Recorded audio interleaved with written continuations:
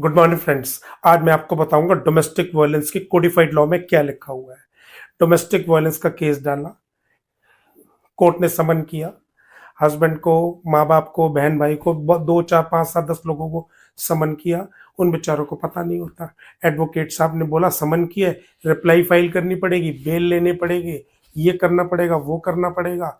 Interim पे argue होता है, मेंटेनेंस बन जाती है, वो बेचारा फंसा रहता है। बच्चे की कस्टडी मांग ली, प्रोटेक्शन ऑर्डर मांग लिया, कॉम्पनसेशन मांग लिया 2 करोड़ रुपए का, वो बेचारा कहाँ से करेगा। वो अपना एडवोकेट के पास जाता है, कह रहा हम ये करेंगे, हम वो करेंगे। इंटरिम बन गई भाई, इंटरिम 1 लाख रुपए बन गई उसकी। उसने 2 लाख रुपए मांगी, 1 लाख रुपए इंटरिम बन गई। पहले तो जी 12 लाख रुपए जमा कराओ, उसके बाद कोर्ट में जाओ। अब इसकी रेमेडी मैं आपको बताता हूँ। आप केस को शुरू ना होने के मैं आपको फ्यू टिप्स बताता हूँ। डोमेस्टिक वायलेंस एक्ट 2005 सेक्शन 12 के सब क्लॉज 5 में, सुन ले, डोमेस्टिक वायलेंस के सेक्शन 12 के सब क्लॉज 5 में क्या लिखा हुआ है। उसमें लिखा हुआ है 60 दिन के अंदर जज के पास जब डोमेस्टिक वायलेंस की कंप्लेंट जाएगी, 60 दिन के अंदर उसको कंप्लेंट को डिसाइड करना है।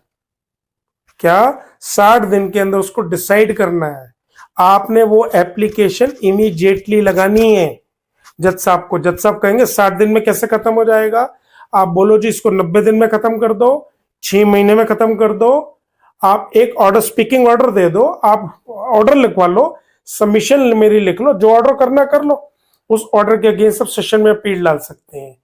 दोस्तों हाई कोर्ट जाएंगे तो हाई कोर्ट टाइम फ्रेम कर देगा कि 6 महीने के अंदर ट्रायल डिसाइड करो, फाइनल करो। और मैं आपको एक चीज बताता हूं, डोमेस्टिक वायलेंस के अंदर immediately judicial magistrate first class को डायरेक्ट कॉग्निजेंस नहीं ले सकती। डायरेक्ट कॉग्निजेंस ले लेते हैं, डायरेक्ट समन नहीं कर सकती जब तक कि वो सेटिस्फाइड ना हो जाए कि डोमेस्टिक वायलेंस, घरेलू हिंसा हुई है या नहीं हुई है, इमोशनल सेक्सुअल अब्यूसिव हुई है या नहीं हुई है। Without go through the file हमारे हिंदुस्तान के जजेस डोमेस्टिक वायलेंस में ऑर्डिनरी वे में समन कर देते हैं। अब वो तो कहते हैं हम ओवरबर्डन है, हमारे पर रोज के 200 केस है। लेकिन भाई जिसको समन कर रहे हो उसकी तो लाइफ खराब हो जाएगी। वो बेचारा कहां से 2 4 5 लाख रुपए एडवोकेट की फीस लाएगा, उसके पास नहीं है इतना टाइम। तो मेरी जजेस से भी रिक्वेस्ट रहेगी कि इस पॉइंट को कंसिडर करें, टाइम फ्रेम करें, पहले देखें कि डोमेस्टिक वायलेंस हुआ है नहीं हुआ है। अब आपको मैं एक इंपॉर्टेंट चीज बताने जा रहा हूं। डोमेस्टिक वायलेंस केस के अंदर प्रोटेक्शन ऑफिसर को लिखा जाता है कि आप लड़की से पूछो उसके साथ क्या क्या इंसिडेंट हुआ। बहुत लंबे चौड़े कॉलम है। और मैं दोस्तों आपको बता दूं, मेरी बात ध्यान से सुने और समझे, हाईलाइटेड पॉइंट है, ये बहुत इंपॉर्टेंट पॉइंट है। प्रोटेक्शन ऑफिसर की ड्यूटी होती है कि सारे फैक्ट को इन्वेस्टिगेट करे, चाहे वो पुलिस के थ्रू उस चीजों को इन्वेस्टिगेट कराए। उसके पास सफिशिएंट टाइम होता है। जैसे डोमेस्टिक वायलेंस का केस जाता है, जैसे डोमेस्टिक वायलेंस का फाइल होता है, इमीडिएटली प्रोटेक्शन ऑफिसर अपॉइंट हो जाता है। लड़की उसको जाके अपना वो देती है। ये नहीं है वो लड़की ने जो बता दिया वो उसने लिख दिया। आपने डोमेस्टिक इंसिडेंट रिपोर्ट जो प्रोटेक्शन ऑफिसर बनाता है उसको भी चैलेंज करना है। आपने उसको चैलेंज करने का भी तरीका हम आपको बताएंगे।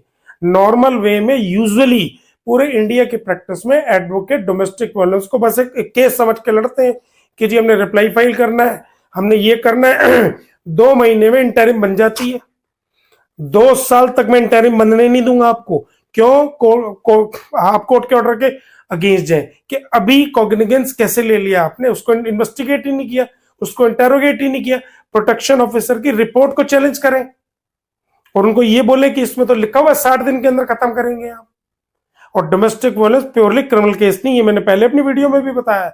डोमेस्टिक वायलेंस से तो बिल्कुल भी डरने की जरूरत नहीं, उसमें बहुत सारे लकूने होते हैं। आपने कब इन्वोक करना है, कब अप्लाई करना है, वो time to time, case to case, person to person, state to state वो चीजें मैटर करती हैं। तो दोस्तों ये मेरा बताने का फर्ज ये था, डोमेस्टिक केस के अंदर बहुत सारे लकूने होते हैं जो एक एक्सपर्ट, एक अच्छा एडवोकेट आपको बता सकता है। Thank you, thank you, thank you.